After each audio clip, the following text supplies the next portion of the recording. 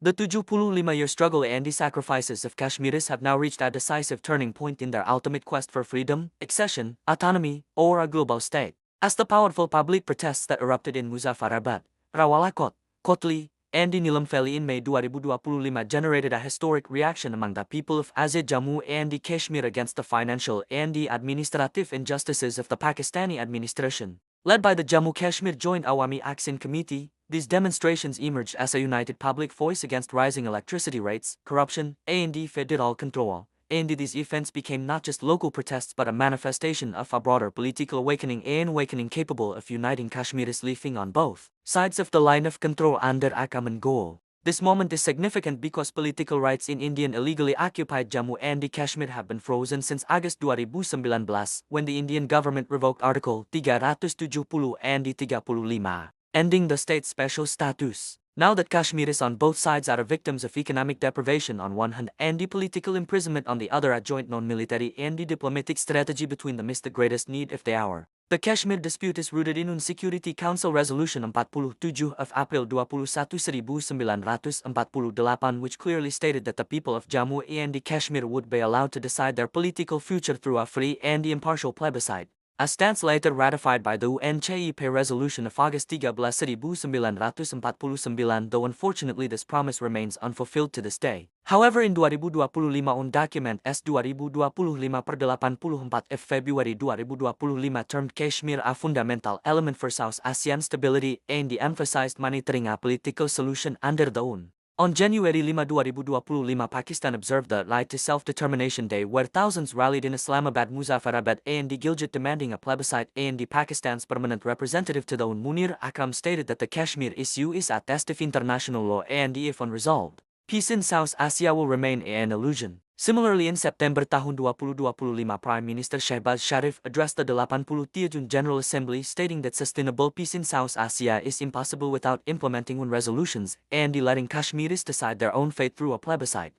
The OIC Contact Group on Kashmir in its meetings in June and September tahun 2025 demanded an end to human rights violations by India, the release of political prisoners, and the restoration of press freedom. While Turkish Foreign Minister Hakan Fidan, Azerbaijan's representative Yakup Ayubov, and the Saudi Foreign Minister Prince Faisal bin Farhan proposed an international mediation framework for Kashmir in a joint statement. Regional and international evidence further highlights the gravity of the struggle, as according to the 2025 Freedom House report, civil liberties in EOJK are rated only 10 out of 100, on par with North Korea and Syria, and the Human Rights Watch and Amnesty International in their reports released in March 2025 from London and New York detailed internet blackouts, arbitrary arrests, and the cases against journalists by Indian security forces. On the other hand, while political freedom exists in Pakistan-administered Kashmir, economic autonomy is limited, with 85% of control over electricity resources and the revenue held by Islamabad, and this contradiction, political oppression on one side and the economic dependence on the other, is driving Kashmiris toward a new platform for joint resistance.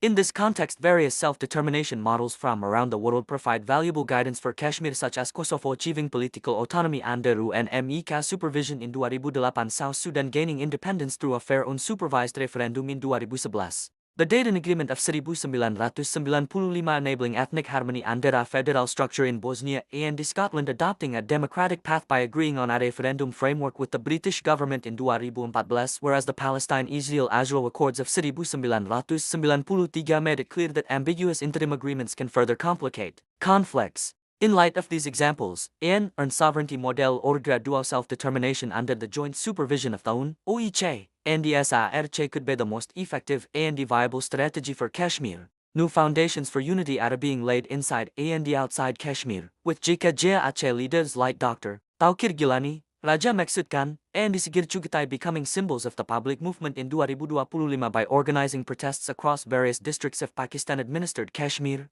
demonstrating people power. Meanwhile, peaceful resistance sinking is re-emerging in EOJK under the legacy of Syed Ali Gilani and the leadership of Mirwais Umar Farooq, while at the diaspora level, Kashmiri organizations in Toronto, London, Birmingham, and New York, such as the Kashmir Consortium International, World Kashmir Freedom Movement, and the Kashmir Diaspora Alliance, held at least 17 protests and 9 policy forums during 2025, notably demonstrating solidarity with thousands gathering at Times Square in New York and Nathan Phillips Square in Toronto on Black Day, August 5. ke-2025. The conclusion is that Kashmir is no more longer just a border dispute but has become a human, economic and democratic struggle, and if the Kashmiri people, civil society and the diaspora agree on an organized non-military and diplomatic strategy, the UNWOIC and the global human rights bodies may be compelled to listen to the mass political partners, for as former UN Secretary General Kofi Annan said, peace is not a gift but a pledge born of collective consciousness and the responsibility, and if the people of Kashmir consciously accept this pledge, one voice, one goal, one Kashmir can become not just a slogan,